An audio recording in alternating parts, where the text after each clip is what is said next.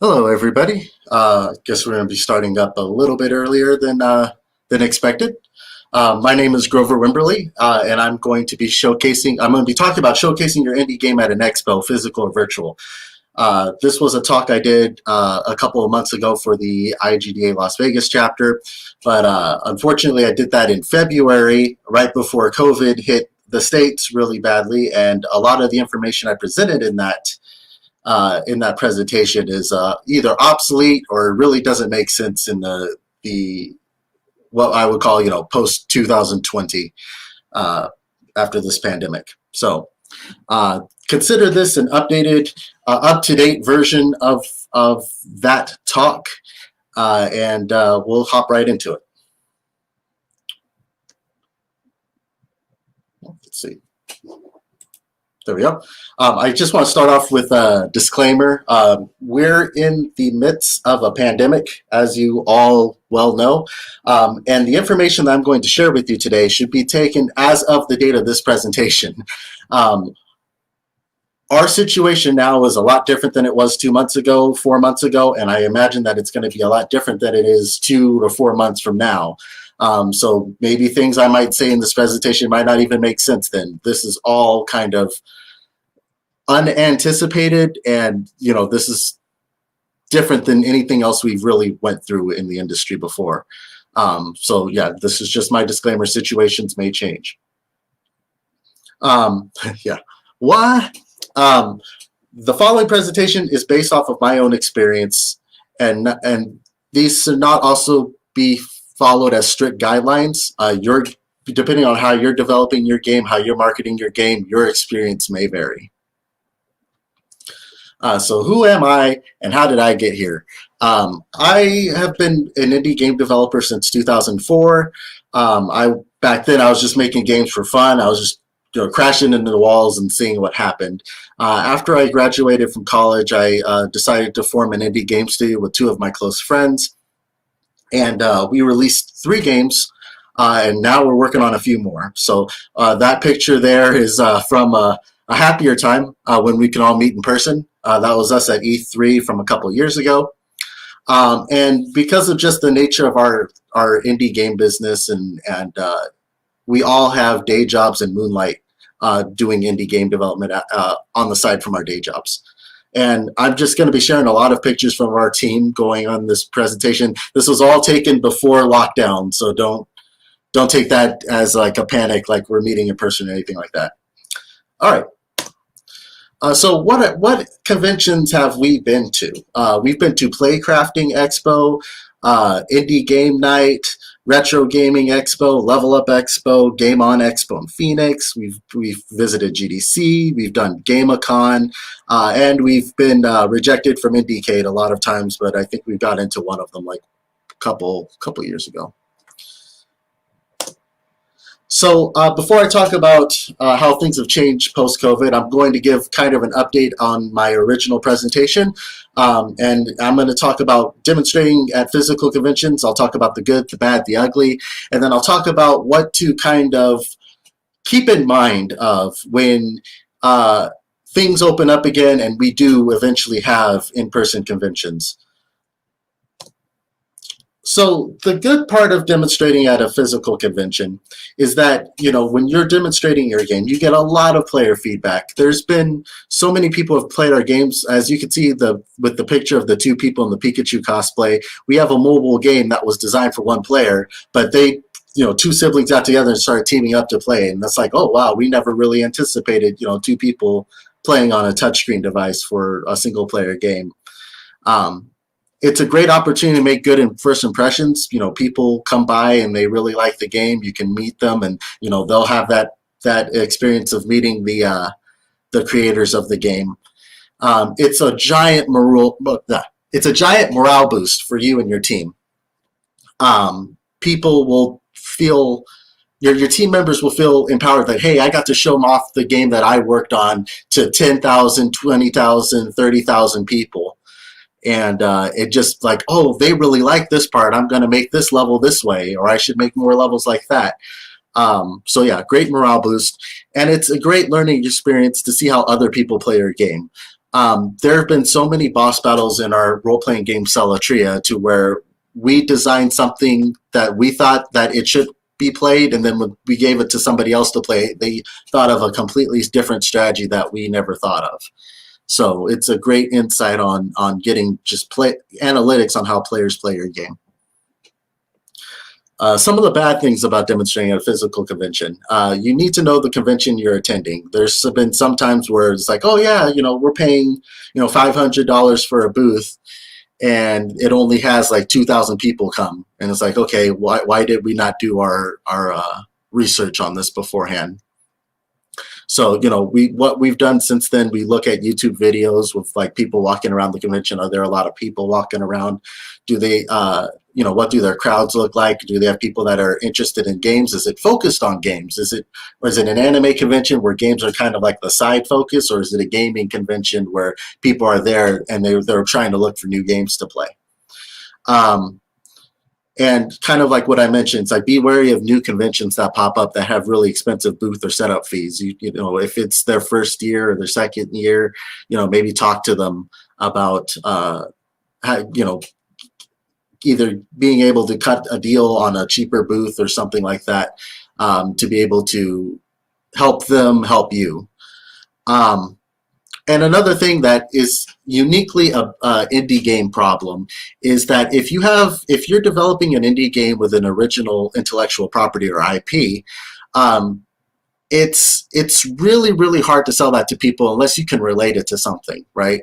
And it kind of ties into like having an elevator pitch, right? So it's like, okay, we'll sell a trio. Oh, if you like games like Final Fantasy or you like games like Pokemon, you will really like this game. But if you're just trying to push your game as being completely original and completely unique, it's not to say that it's a bad thing, but you want to make sure that you have a way to be able to market it and be relatable to somebody, to want them to come to your booth and want them to play your game.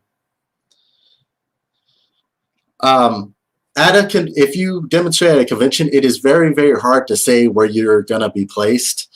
There have been some conventions where we're placed like way in the back or way on the side, and people have gotten and they spent all their money on merch from like anime conventions and whatnot, and then they see our booth in the back and it's like, oh yeah, I wish you guys were up in front. I would be able to spend more money. So you have to kind of keep that in mind.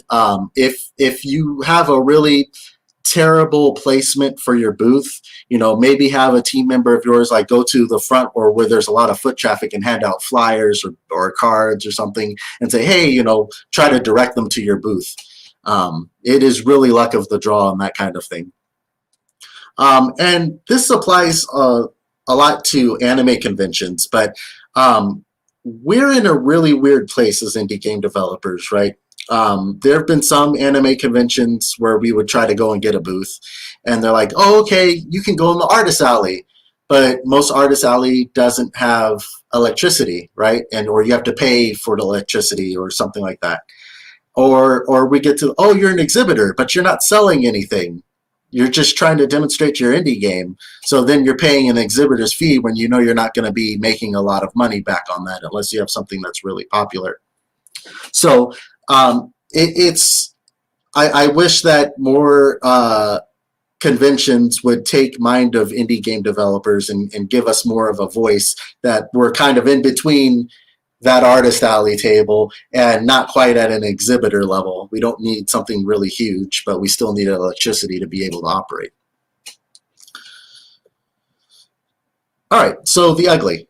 Demonstrating and preparing at a convention is expensive. So if you want to go to something like PAX, that's easily almost $2,500 for just the booth alone, not to mention the cost of flying there and flying potentially across country and getting all your equipment over there and getting that all set up, the hotel rooms, travel, food. You'd be expected to spend, almost $5,000 on something as big as that. But you just really need to look at what your audience is and go from there. If you're planning on doing giveaways of like, Steam cards or different prizes, know the laws, because each state has different laws on what you can do. For example, we did a convention in Nevada, and they do not like the concept of raffles or giveaways unless there's a free to entry option, because then it would be considered gambling, and then you have to get the gaming board involved, that kind of thing. So just look up your state laws if you plan on doing contests and giveaways and sweepstakes. Otherwise, you can get into a lot of legal trouble.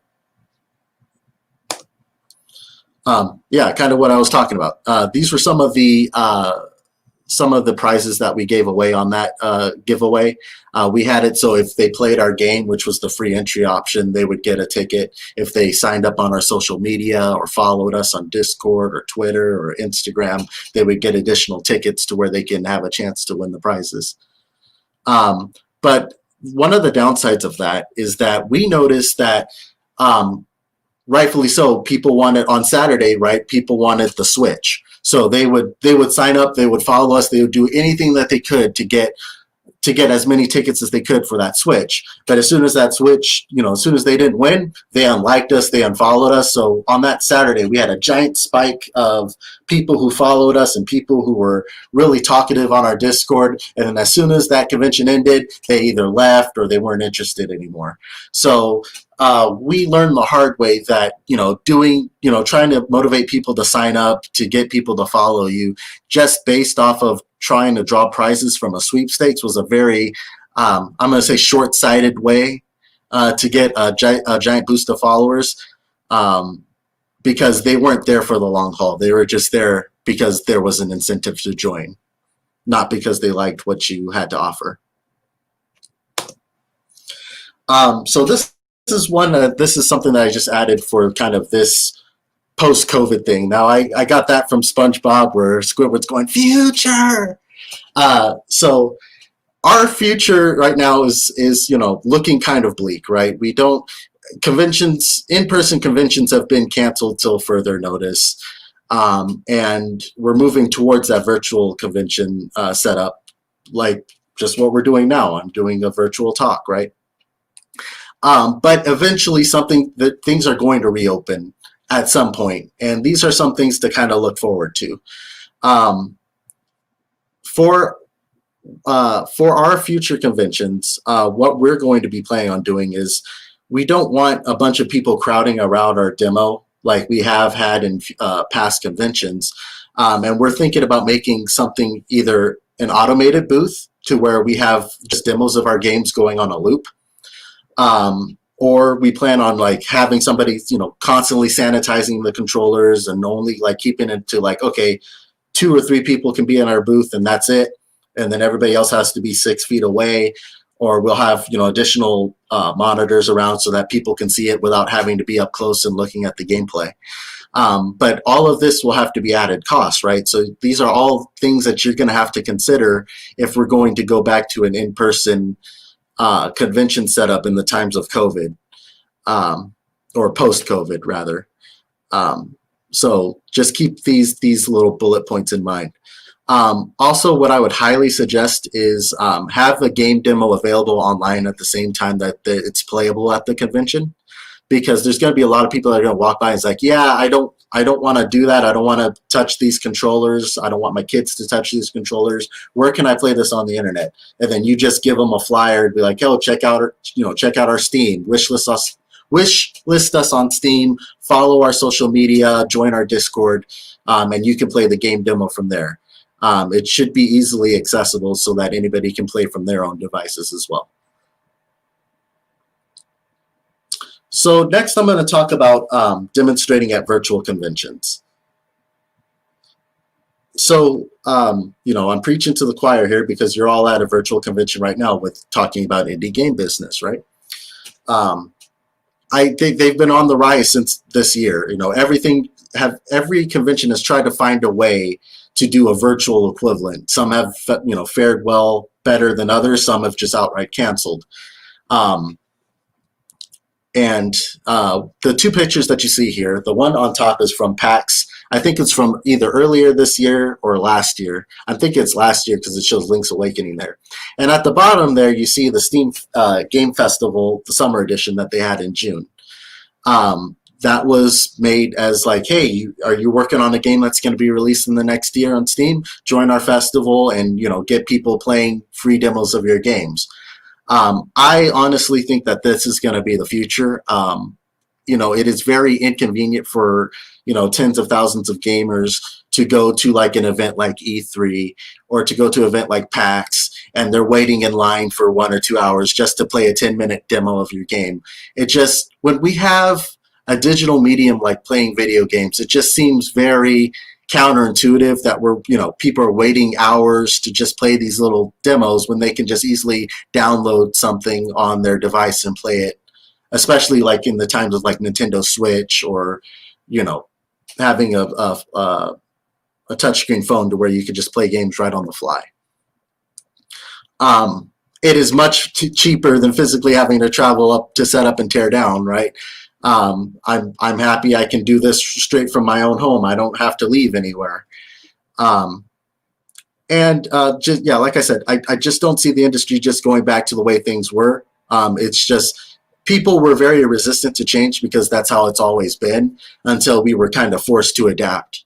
And I think that, taking advantage of the tools that we have to offer will make it for a more fun, inclusive experience for all gamers, where they can give a try to the game just from the comfort of their own home. With doing virtual conventions, you get a wider audience and a wider variety of developers. I did a indie game night and world game night for Play Crafting earlier this year, and I got to see games made in Portland, games made in London, just from a click from my computer, right? I would have never met these people otherwise. I would have never heard of these games due to visibility, and that's just a great thing, right? We get to hear about and play all these new games. And the new normal, right? You hear everything like, is this the new normal? I think it's going to be. We don't know for sure. It really depends on how bigger companies will adapt and willing to kind of push this forward. Because if the big companies aren't willing to adapt, then we have to play with them until they're willing to change, in my opinion. So how do you prepare for a virtual convention?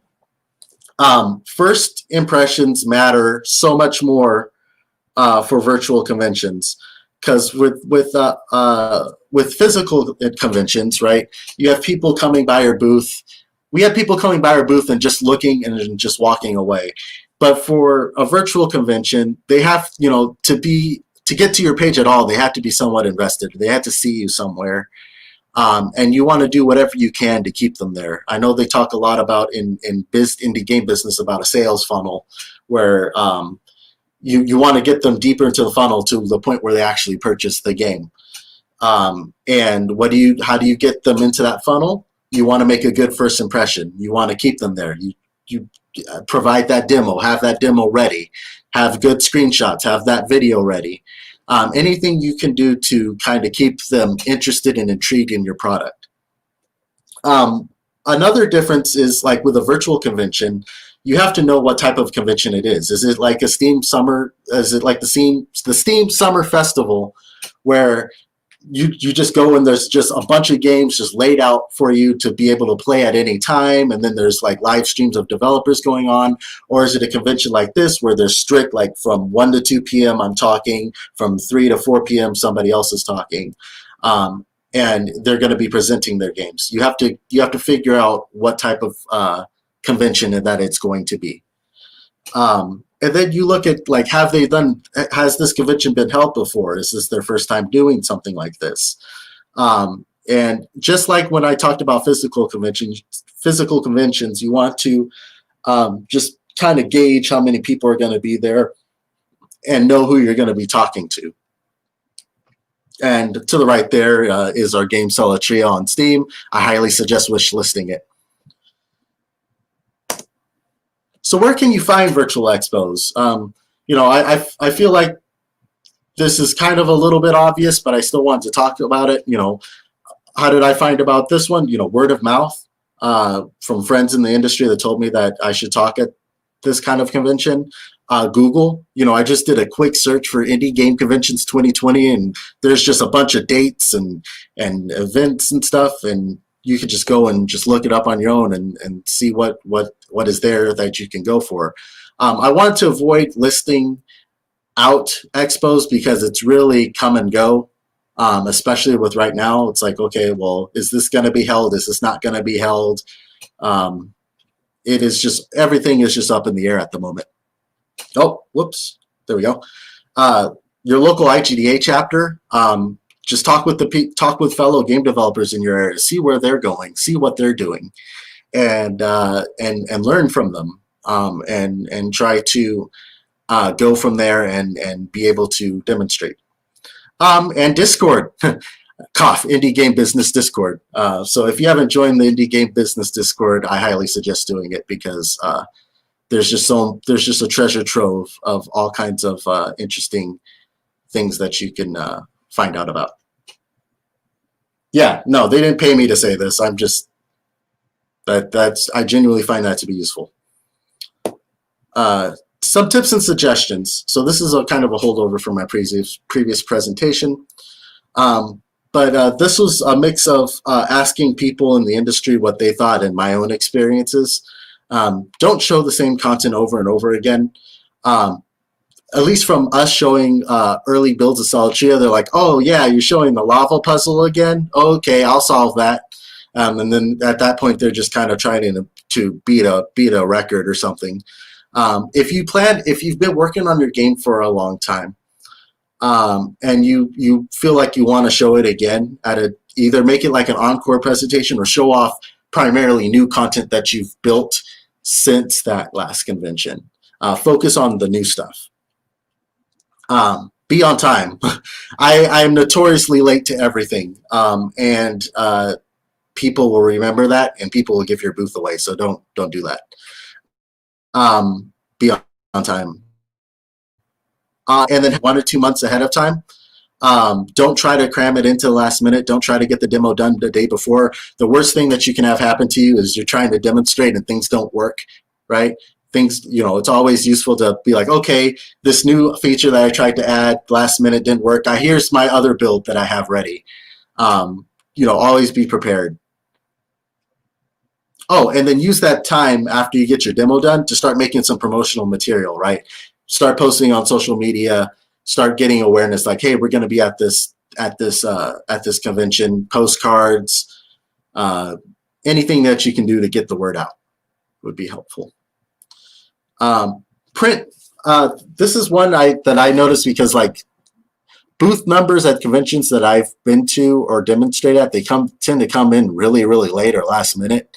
And it's just easier to say, hey, we're going to be at booth number and then kind of write it in. That's just from my experience. Yours may vary.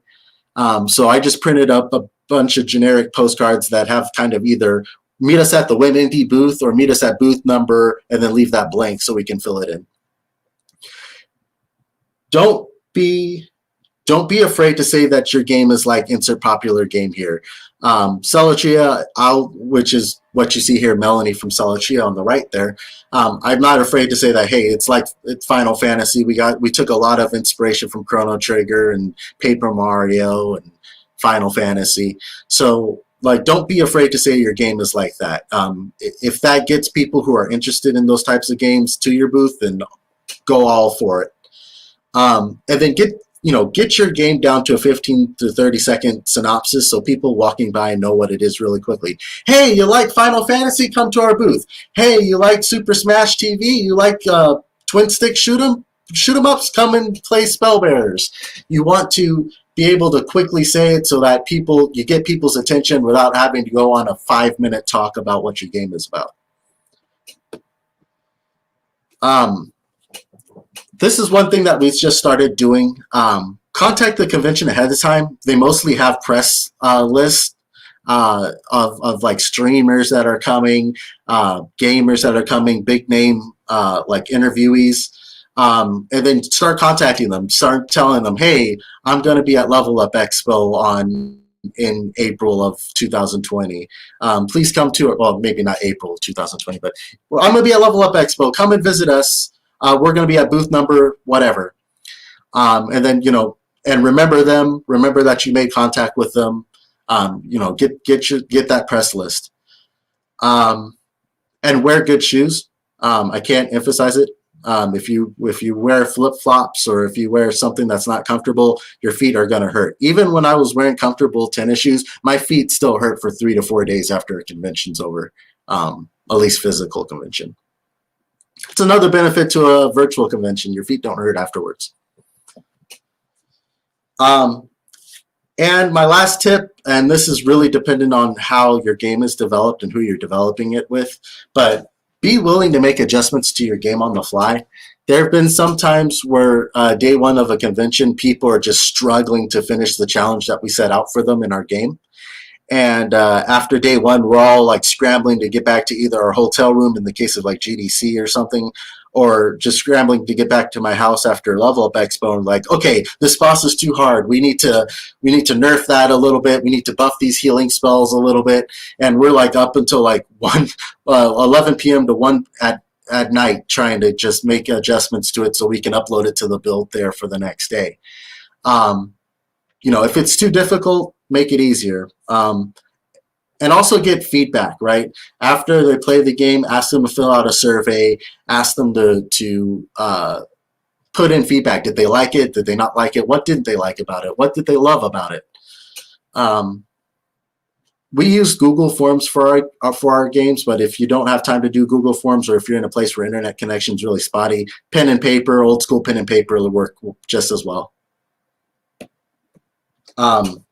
And I split these two tips into physical and virtual. But for physical, know the convention center, haul in, haul out policies.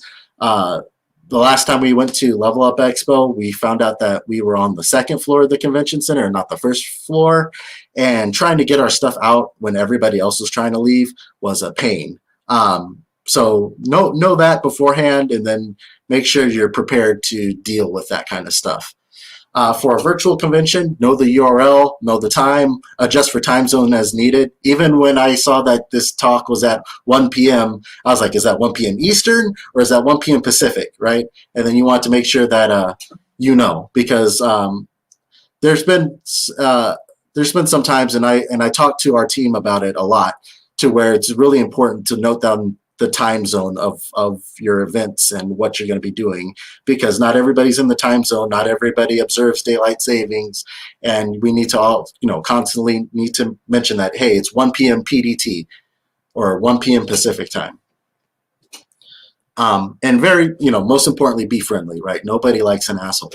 You want to be able to be friendly with people. There are going to be people that you're trying to be friendly with them, and they'll just kind of snub you off or ignore you, and that'll wear down on you over a long period of time. But that's just really important. You have to be friendly, and that's it. That's my presentation.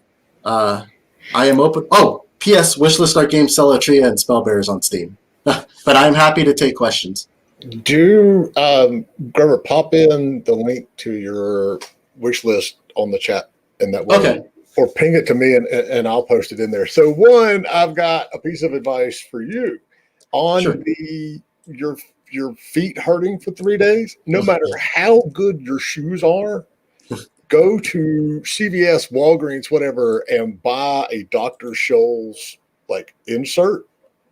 It'll make the world an absolute world of difference when you're walking around or standing for 3 or 4 days.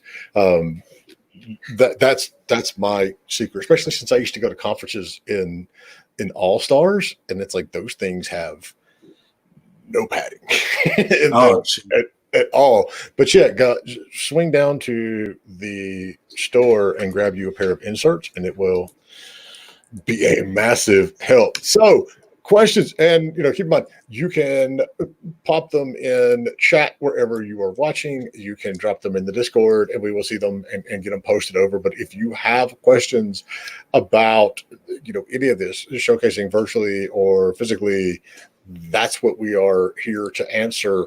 And so we have the first one. There we go. How can you recreate the gamer developer camaraderie in a virtual convention and the act of walking through your game with another person? Ooh, that's a good question.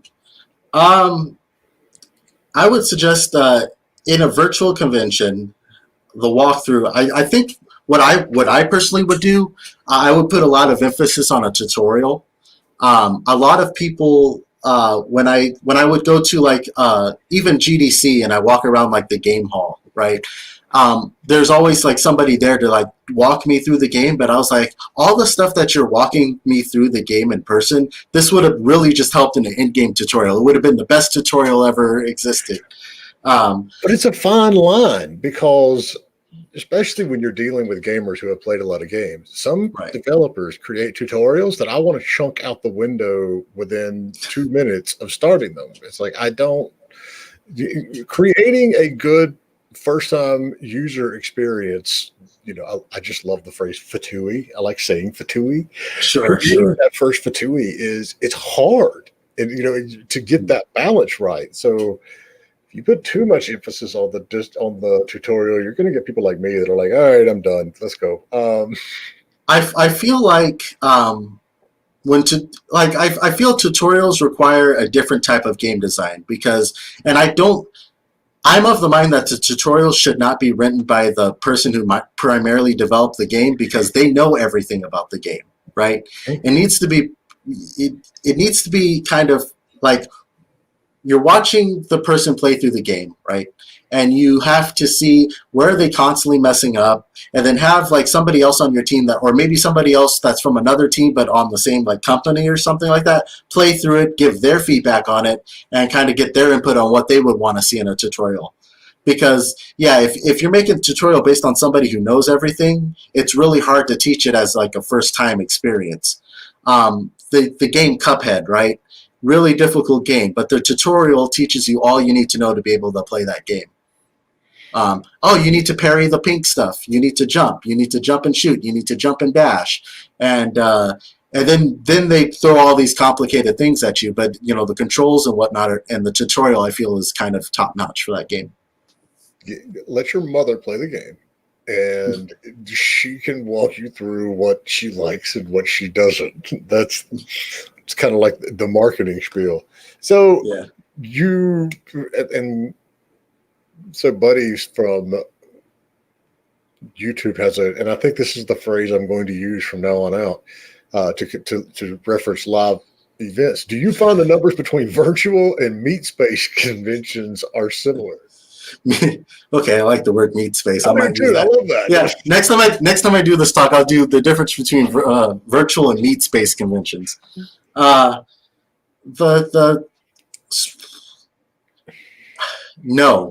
and a good example that I'll give is Comic-Con. So Comic-Con, right? They did biggest comic convention in the world, right? And I have game developer friends that have demonstrated games at the physical Comic-Con. But this year they had Comic-Con at home, right? And hardly anybody knew about it. I feel like it had really poor marketing. It did. And some people might be like, there was a Comic-Con at home? What is this? And you look at those videos, you look at the videos of the panels and stuff on YouTube, and they're averaging like 10,000, 15,000 views, right, per Comic-Con panel. And if you were to think that was people attending in person, right, 15,000 people at a panel, that would be like, holy crap, room is full, can't do anything more, right? This is a success. But 15,000 views on the internet, that's kind of, it's not that great, right? So you have a wider audience, but you also have a wider scale of what you would consider to be successful. So it's kind of hard to say like, okay, 15,000 people, it's like that would be good if that was a physical space. That would be bad if that was a virtual space. So I wouldn't treat it as like hard line numbers, but more like what is your potential reach and how close are you getting to that potential reach? Somebody did. It was Simon Carless. And for those of you out there, especially indie devs, if you don't read Simon Carless's newsletter or he does a lot of posts on Gama Sutra, it's worth it. Even he's got a new one like on Substack or something that charges money. And I would argue, I don't know how much he charges, but I would argue it's still worth it. He did a breakdown of a couple of developers coming out of the Steam, the big Steam event that they had. Right. So I would want to look at that, but I mean, with Comic-Con, there were two things that I think hurt it badly. One, Marvel and DC they were like, DC has their own digital event. They were like, Right. they had a little bit of stuff there. Marvel didn't have anything. That they were just like, we're not going to be there. So it's that paradox with any kind of convention. You've got to have a big name coming to get everybody else to come in, but then the sad part is that big name is going to get most of the attention while they're there. But you have to have that big name. In Comic-Con, you're right. They didn't do a good job of marketing it. They didn't have that, oh my God, mass market must see. I mean, the passionate fans are going to tune in to see what's going on with their latest thing. But quite frankly, Right. It's the internet. Those fans are going to tune in no matter where they are. That's not a Comic-Con, thing. The other part of it is so much of Comic-Con's experience for the user is going to these panels where you can stand up and ask, these actors or these creators, whatever's on your mind, and they shut off all comments on YouTube. Right. And which, I mean, it's the internet. I don't really blame them for doing that, but they took that interactive aspect out of it. And so I think that hurt them a lot. But with game conventions, I really would like to see more on, what the comparison did. So, and I've got a question for you as Sure. the, indie developer. This is the first time that we've done speakers at our event. It's our sixth event, the first time we've done speakers. So taking our event to the next step, what can we do to help indie devs get their game out there, more versus just, not random business meetings, but the business meetings? It's hard to say because right now, as you know, a part of the reason why you guys exist in the first place is that developing an indie game right now and trying to market it with just your team and nobody else is like, I tell my team, it's like dropping a raindrop in the ocean, right? There's so many games coming out. There's so many avenues that you can release on, and then you're getting into exclusive deals. It's really difficult to kind of come in, and you have to treat marketing for your game just as important as you're treating actual development of the game.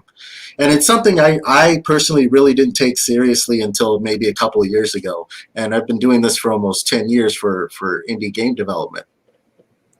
And that's kind of my biggest regret at not getting into marketing a little bit earlier than I should have. And like, so like, how can you help us? I'm really not like, you can put like links to like our demos and whatnot, but it's like, well, how do you do that? Because it's still the same problem that, I don't know. I'm a developer first and foremost. So But that's why I'm just going to put that caveat there. I don't want me to answer it. I have marketing ideas and stuff, but I'm not the developer, so I always Right. and this is what we did when we first started doing these events, a year and a half, 2 years ago, was I spent several months talking to developers and publishers and going, okay, so if we did a digital event, and you got to remember, this is like in 2018 where, Right. No one gave a shit about digital events, and the media bluntly told us that.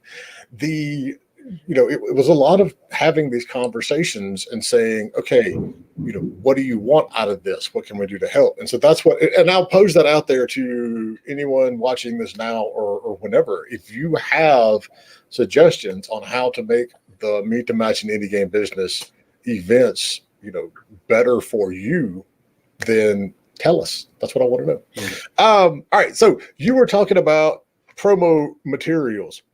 Sure. Aside from the little placards, which I think is a brilliant idea, I had never, that is the biggest problem, is that you go and you create stuff for an event, but then you can't use it again because you're not going to be there for a year and your booth is going to change. Having that blank line, that's awesome.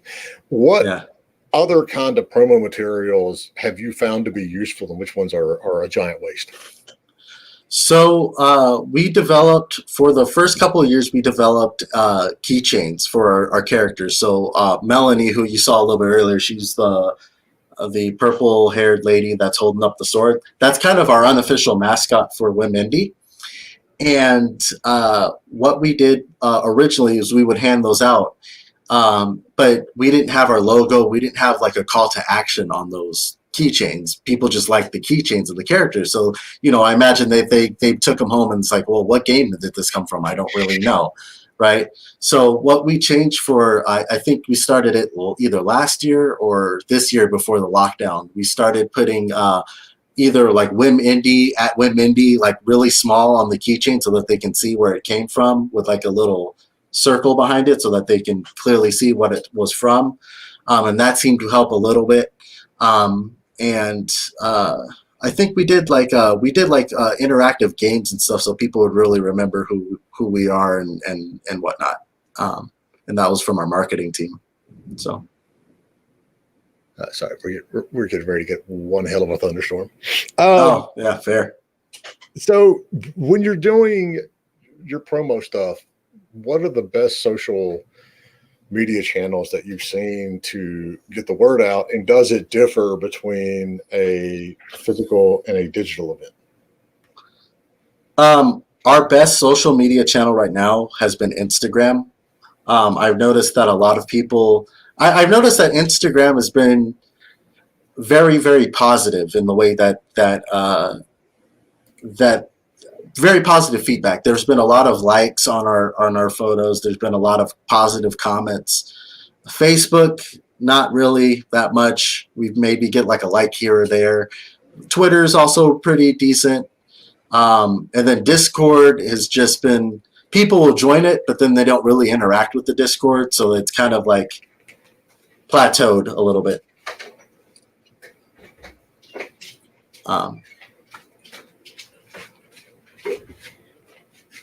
Yeah. Sorry. Dog didn't want to be stuck out there in the thunderstorm for some reason. I'm not sure why she was being so picky. Yeah, Instagram's really popular. Twitter's popular. Facebook, and then Discord, really good. And then it kind of plateaued off, but we're trying to fix that. So we were just talking with Michael in the last one about TikTok. Have you tried TikTok? And then somebody, and Devorian wants to know about Reddit as well. Have you tried anything on those two?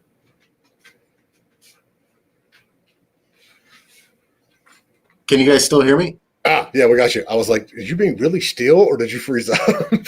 Yeah, I've been having some internet issues. I was hoping that it wouldn't go out during this, but okay. TikTok, as if you've seen the news lately, that's very uncertain right now with what's going on, right? And I think Japan just banned TikTok. Really? But I think so. You keep talking, I'll Google. Yeah. But I know, certain people in the States have been like, I want TikTok to go away, or I want TikTok to be purchased. And it's just kind of, So I personally don't really like TikTok because of the uncertainty of it all.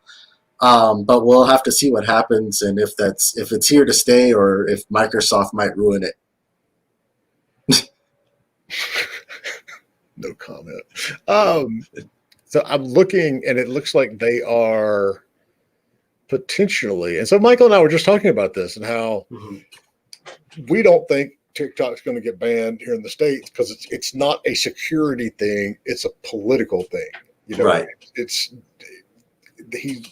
Our president is going after it because he thinks no one showed up in Tulsa because TikTok and K-pop got a hold of it. But I had not seen Japan. And so that's an interesting, my gut says it's not going to be banned. And if it does, it's going to come back. And if there are like serious security concerns, how does that get fixed when Microsoft gets a hold of it? It's going to have security vulnerabilities either way. But what about Reddit? Reddit. So one of our developers on our team actually suggested Reddit like really early on, like right before it became big, like go on Reddit, go on and do this. And, we heard him, we were willing to do it, but we just had nobody that was willing to just like go on there and do it, right? So it's like, okay, because if you make a Reddit community, you have to constantly moderate it and stuff and keep it going. Oh yeah, there's another question coming in. I'll take care of the questions. Don't worry about it. Okay. Yeah. So like, I'm not against Reddit. I'm not against TikTok for that matter. I just, for TikTok, it was I want to see what happens vibe, and with Reddit, it's like when we get the bandwidth with our team to be able to handle it, we can do it. But we just haven't had that yet. So, Paul says, you mentioned taking in feedback from those who visit your booth. What do you suggest for incentivizing folks to submit feedback once they do play your demos as we transition from meat space to virtual? I really like that word. Somebody get meat space trending on Twitter. Yeah, that's it. That's it. That's a tricky question, right? Because when we're in the meat space, right, we have a good idea of who came by our booth and who left feedback, right?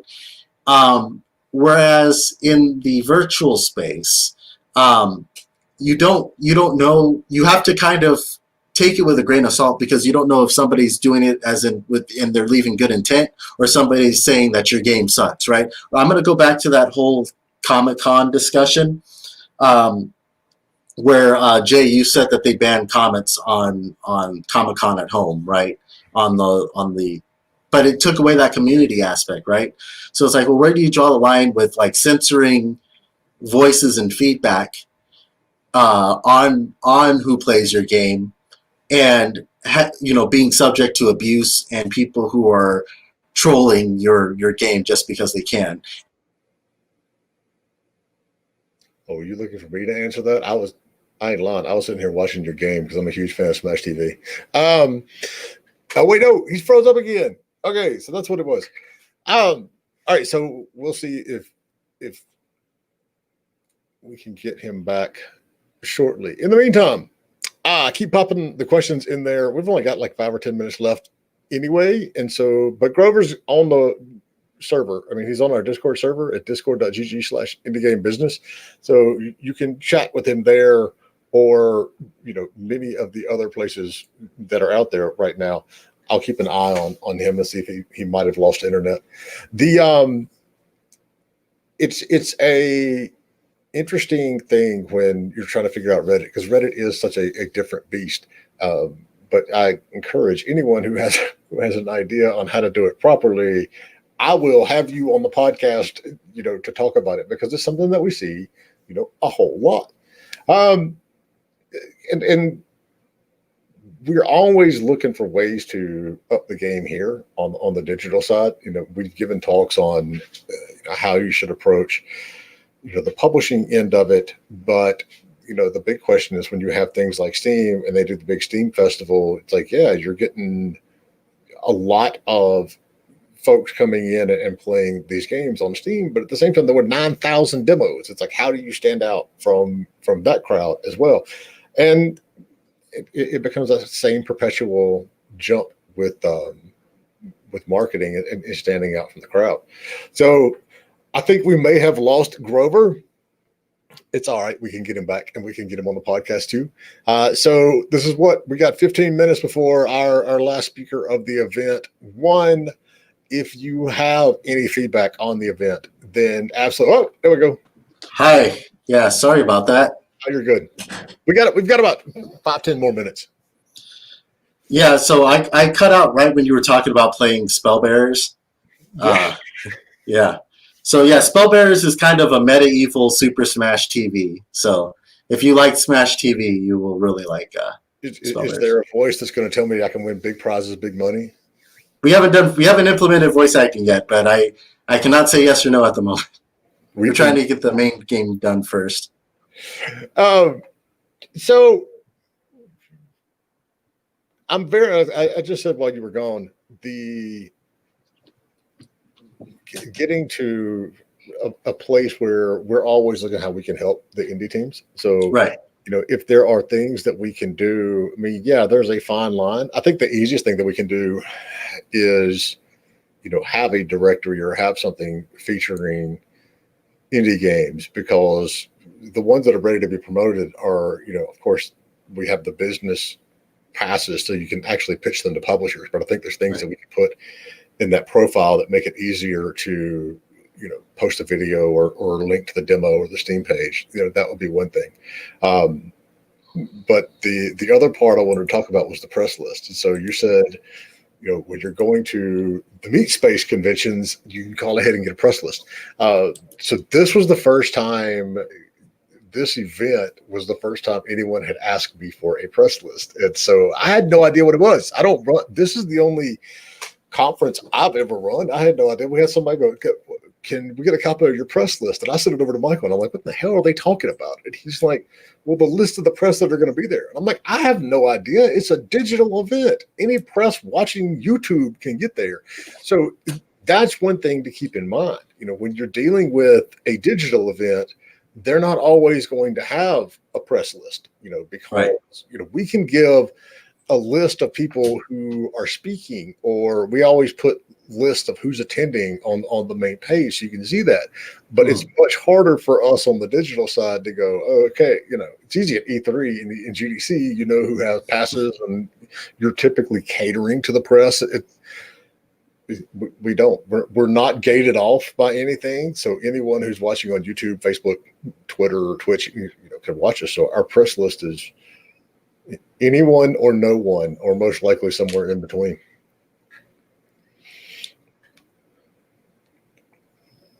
Yeah. Right, so we're gonna wrap it up. Grover is on the Discord, so if you've got questions and feedback on how to showcase your game either live or in one of these digital events, pop over there. We've got the post session chat room in there live. And then should I post the Steam links there, or?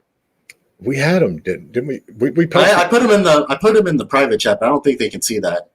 Yeah, no. We put them in the main chat. Right on. We broadcasted them out to everybody. So there's a Thank you. And the Salatria. Yep, Salatria. Yep. We sent it to everybody. Well, right on. Thank you for coming and doing this. I highly appreciate it, and you're welcome to come back and pop into the podcast as well if you want to. For sure. Thank you for having me, Jay. All righty. So stay tuned. We've got one last presentation coming up, and it is Bao Dong from Google. And he's going to be talking about the optimal use of paid ads and how you can, we're gonna grill him on how you can effectively, get some of these stats as an indie team that doesn't have hundreds of thousands of dollars in revenue. So stick around. We'll be back in just a few minutes with that. Thanks, everybody.